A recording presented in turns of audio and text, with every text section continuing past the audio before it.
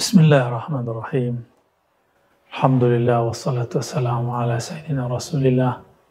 Amma ba'du. Banyak orang berbicara tentang Al-Hallaj di zaman dulu, kalau versi Nusantaranya adalah Syekh Siti Jenar. Namanya agak sedikit menggelikan karena laki-laki kok disebut Siti ya. Tapi itulah sebutan dulu ya. Mungkin dulu Syekh Saidi Jenar, tapi nggak tahulah kenapa kemudian berubah.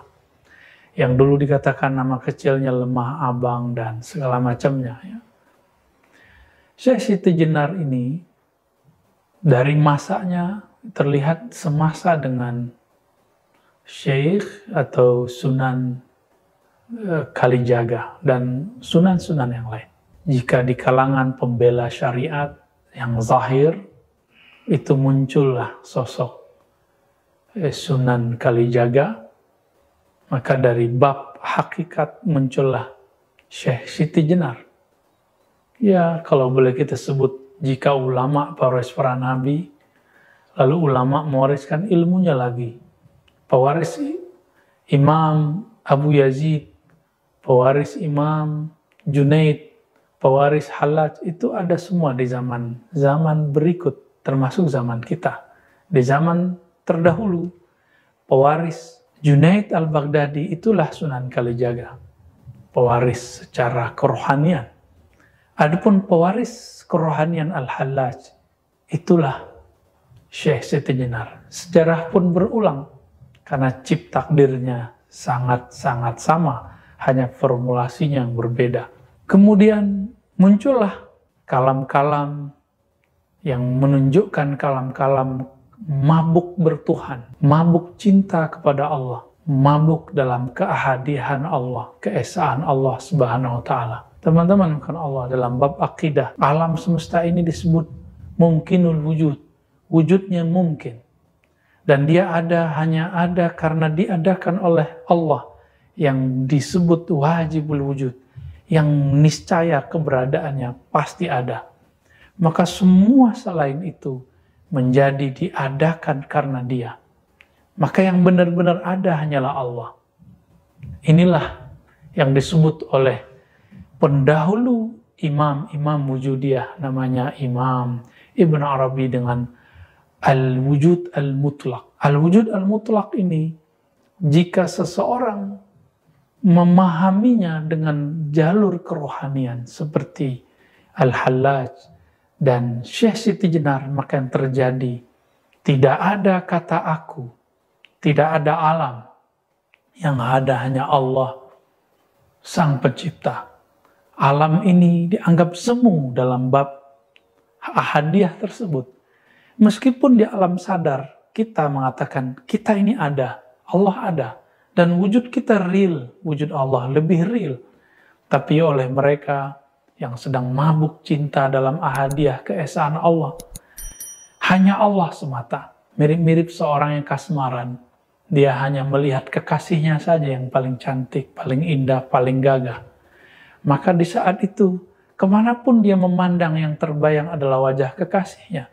Seperti cerita Laila dan Majnun. Majnun memandang tembok pun yang muncul wajah Laila. Apalagi melihat siapapun. Sahabat yang melakukan Allah, Syekh Siti Jenar, kemudian sebagaimana Al-Hallaj, mengatakan hal yang mirip. Mengatakan, jika Al-Hallaj mengatakan, di dalam jubahku adalah Allah, tiada kecuali Allah, maka Syekh Siti Jenar lebih dahsyat lagi, di dalam dirinya hanya Allah. Wujudku adalah wujud Allah. Itulah Syekh Siti Jenar. Inilah cerita awal kenapa muncul satu zikir, satu wirid, yang disalahgunakan oleh orang kebatinan.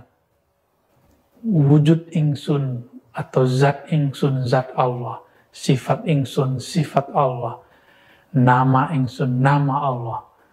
Ini kalam tidak boleh dilafazkan kecuali orang sedang mabuk. Orang mabuk tidak dikenakan hukum syariat karena dia mabuk sampai kesadaran dia kembali.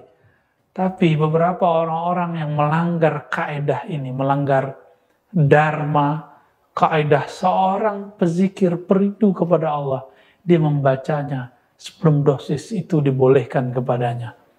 Maka yang terjadi, muncullah kelompok Wujudiyah. Di tahun 1400-an, 1500-an, 1600-an, 1700-an, itu kemudian terjadi pergolakan dahsyat di Nusantara.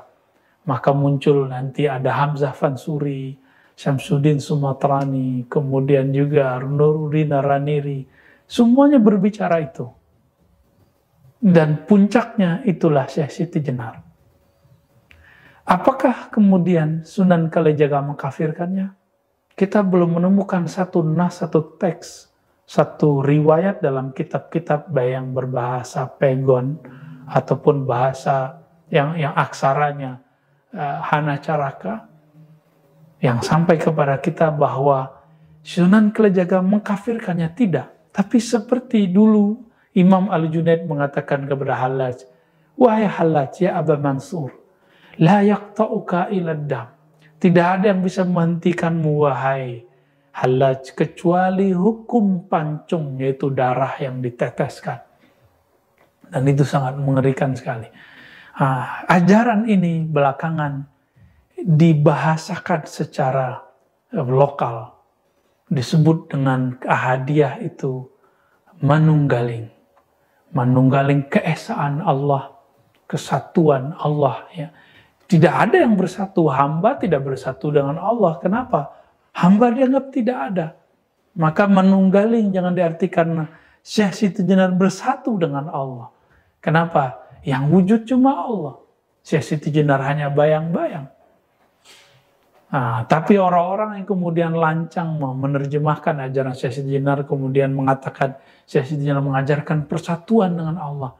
Wallahi iyyakum bihi. Syekh Siti Jenar Al-Hallaj tidak pernah mengatakan itu. Tapi mereka sedang mabuk dan mereka mengatakan hanya ada wujud tunggal. Itulah manunggaling. Kaulo Gusti, ketika mereka merasakan bahwa diri mereka tiada di hadapan Allah, seperti seorang guru tidak memandang dirinya punya derajat keilmuan di hadapan gurunya. Kenapa seorang Syekh Siti Jenar tidak boleh merasakan dirinya tiada di hadapan ilahi? Maka teman-teman sahabat melakukan Allah, jika Imam Bukhari dulu mengatakan mastasghartu nafsi ila ala Ali Ibn al-Madini, aku tidak pernah merasa kecil, aku tidak pernah merasa lebur, kecuali di hadapan Ibnul Madini. Kenapa Syekh Siti Jenar tidak boleh mengatakan itu? Kenapa Al-Hallaj kita larang mengatakan mafi jubbati ilallah? Kan dia sedang mabuk asik dengan kekasihnya. Kita belum sampai kepada kerinduan itu. Kenapa kita salahkan orang yang merindu?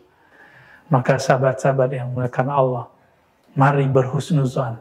Apa yang terjadi di zaman mereka, itu sunatullah. Secara hukum fikih, betul pelakunya harus ditanya, dieksekusi. Jika terbukti kemudian ada hal yang berbahaya, mungkin seorang hakim qadhi mengatakan kamu dipenggal. Tapi sekarang ilmu itu sudah dibuka. Apakah kita masih salah faham lagi? Maka benarlah Imam Ghazali. Beliau mengatakan, seandainya saya jadi hakimnya di zaman Hallaj, saya akan selamatkan Al-Hallaj. Saya akan bebaskan Al-Hallaj. Maka kami pun, jika pantas mengatakan itu, akan mengatakan hal sama. Jika di zaman itu, kami menjadi hakimnya, tentu kita akan memaklumi Al-Hallaj, memaklumi Syekh Siti Jenar. Tentu kita tidak pantas tentunya mengatakan hal itu, hanya Allah lah yang memantaskan kita. Wassalamualaikum warahmatullahi wabarakatuh.